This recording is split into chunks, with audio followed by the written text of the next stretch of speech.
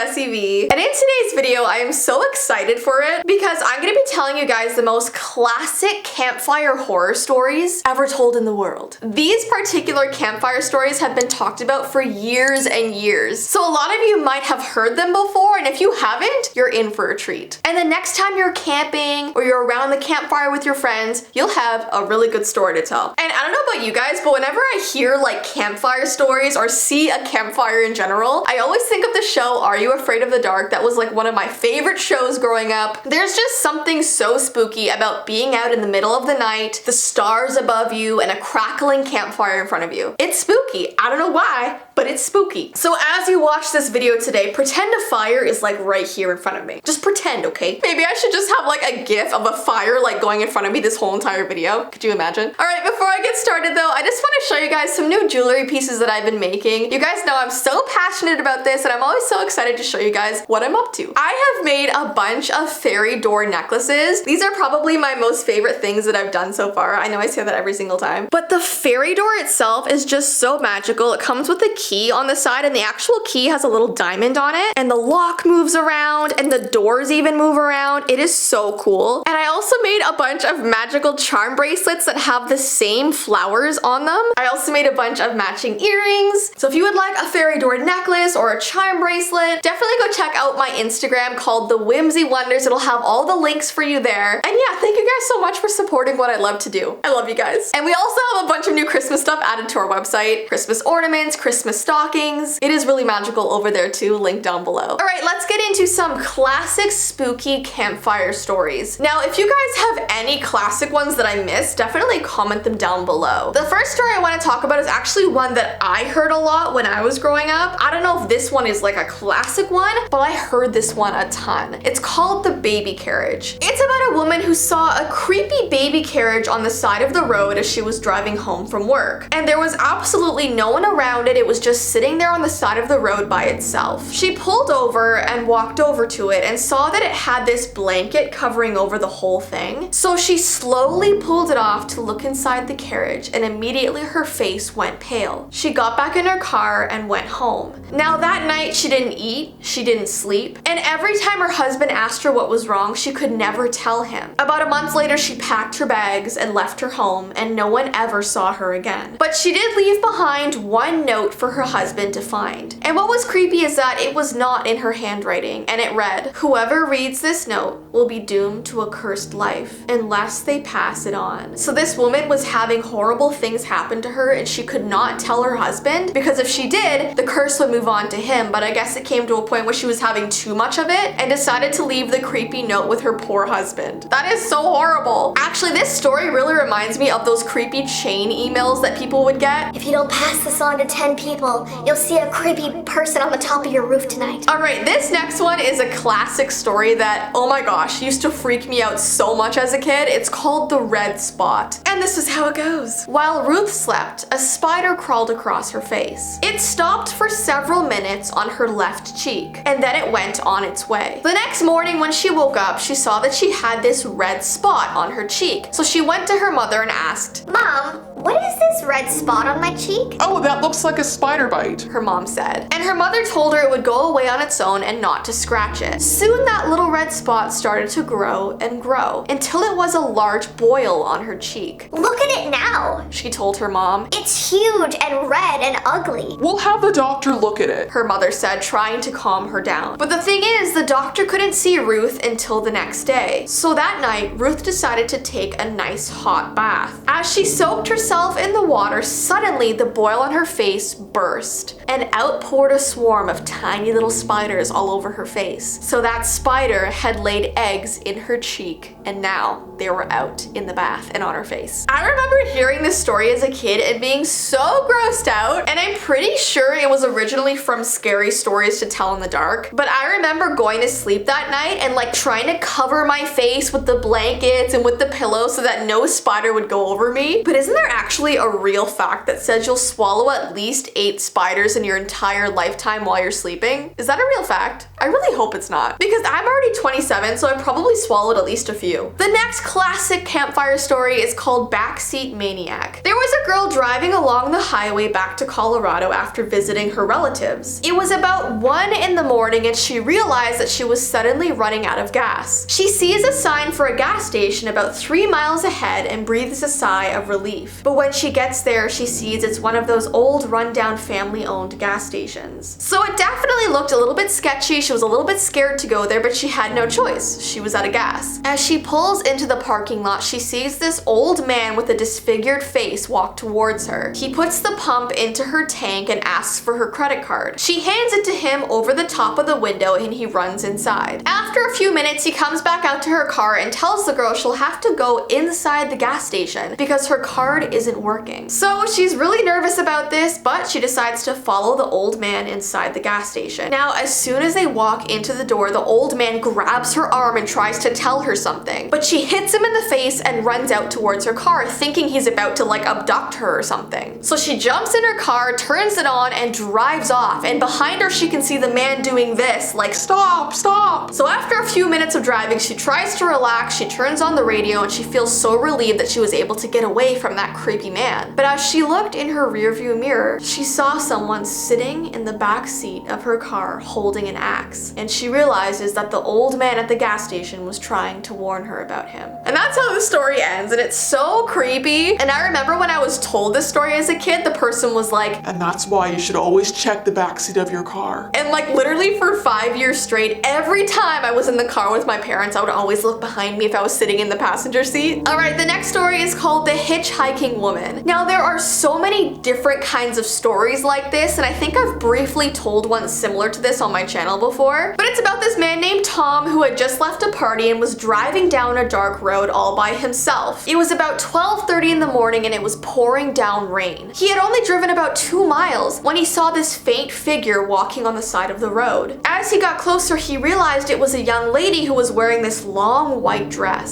So he pulled over and asked her if she would like a ride. She said she would, and she hopped into the front seat. He noticed that she was shivering from the rain, so he took off his jacket and gave it to her to wear. When Tom pulled up to her house, he turned to ask her something, but she was gone. Confused, he thought that maybe she quickly had run into her house without saying goodbye. But the following day, Tom had realized that the girl had left in such a rush that she forgot to give him back his jacket. So he remembered where her house was and drove there, since he did not have a phone number to call her. He knocked on the door and this old woman answered it. Tom told this woman that he was there to pick up his jacket that her daughter had from the night before. Now the woman looked at him strangely and told him that he must have the wrong house. But the man was sure he was at the right house because he had dropped her off there the night before. So he began to describe this girl to the old woman, saying what she looked like, what she was wearing, and the old woman began to shake and cry. She explained that her only daughter died 10 years ago on prom night, and that the man had described her exactly. She said her daughter was buried up the road at Meadowwood Cemetery. And after Tom left this old lady's house, he decided to go and find this girl's grave because he just could not believe it. And when he got there, he saw that there, laying on the girl's gravestone, was his jacket. And that's how the story ends. It's like so sad. I feel like this story just isn't like a scary one, it's just more of like a heartbreaking one. And lastly, we have a classic campfire story called The Keyhole. A man went to a hotel and walked up to the front desk to check in. The woman at the desk gave him his key and told him that on the way to his room, there was this door with no number on it that was locked and no one was allowed to go in there. She also said that no one should look inside the room under any circumstances. So obviously he followed the instructions and went to his room and stayed there for the night. Now the next day he was just so curious about what was inside the room that he was not allowed to go to. So he walked down the hall to the door and tried the handle, and sure enough it was locked. So he decided to bend down and look through the keyhole. Now it was one of those old doors that had one of those giant keyholes that you could look through. So he bent down and looked through it, and this cold air came through the door, and what he saw inside there was a normal looking hotel room. But in the corner of of the room, he saw this pale, tall woman who was sort of leaning against the wall away from him, so he was unable to see her face. So he stared in confusion for a little while and then decided to go on his way. The next day, still curious, he returned to the same door to look through the keyhole once more. But this time, all he saw was red. He couldn't make anything out besides a distinct red color. So he thought that maybe the people who were in that room saw him spying on them the night before and placed an object in front of the keyhole that had a red color. So at this point, he decided to go down to the front desk to ask the lady about it once more. She sighed and said, "Did you look through the keyhole?" The man told her that he had, and she said, "Well, I might as well tell you the story then." She told him that a long time ago, a woman had died in that room and her ghost still haunts it. But this woman apparently wasn't ordinary. She had very strange features. She was pale all over, except she had these very strange eyes. Her eyes were bright red. And that's how the story ends. So clearly, the second day he went to look through the keyhole, he saw her eye looking back at him right up close, which is so creepy.